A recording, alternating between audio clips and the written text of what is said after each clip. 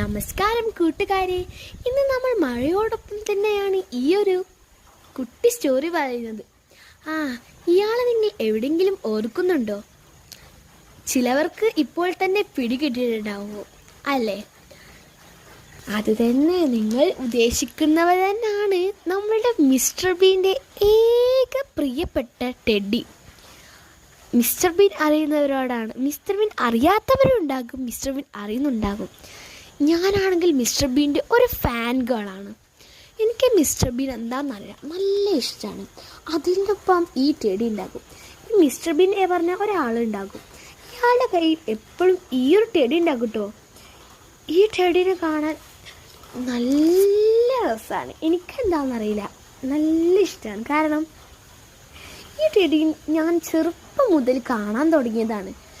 ഈ ഒരു കാർട്ടൂൺ എനിക്ക് ഭയങ്കര ഇഷ്ടമാണ് മിസ്റ്റർ ബീന്. അപ്പോൾ ഈ ടെഡി ആണെങ്കിൽ എനിക്ക് ഭയങ്കര ഇഷ്ടമായിരുന്നു. ഒരു നിമിഷം ഞാനും ആലോചിച്ചിരുന്നു, പണ്ട് എനിക്കും ഇത് വാങ്ങാൻ പറ്റിയെങ്കിൽ നല്ലതായിരുന്നു എന്ന്. എന്നാൽ എനിക്ക് ഇതിനെ കാണുമ്പോൾ എന്തോ ഒരു ഇഷ്ടമുണ്ട്. എനിക്ക് എന്താണെന്ന് മനസ്സിലാകുന്നില്ല. മിസ്റ്റർ ബീനാണെങ്കിൽ എപ്പോഴും ഈ ഒരു പാവൻ്റെ ഒപ്പമാണ് നടക്കൽ. മിസ്റ്റർ ബീക്ക് അച്ഛനും അമ്മും ഇല്ല. എന്തോ എനിക്ക് തോന്നുന്നത് അവരുടെ അച്ഛനമ്മ ഗിഫ്റ്റ് കൊടുത്ത പാവാണെന്നാണ്. കാരണം അത്രയും പ്രഷ്യസ് ആണ്, അത്രയും വാല്യുബിളാണ്. ആ ഒരു ഇതിലാണ് മിസ്റ്റർ ബീൻ്റെ കയ്യിൽ ഞാനിത് കണ്ടുള്ളത്.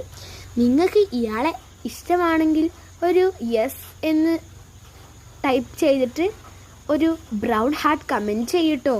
നമുക്കും അറിയാലോ എത്ര ആൾക്കാർക്ക് ഇഷ്ടമാണെന്ന്. അപ്പം ശരി, ബൈ.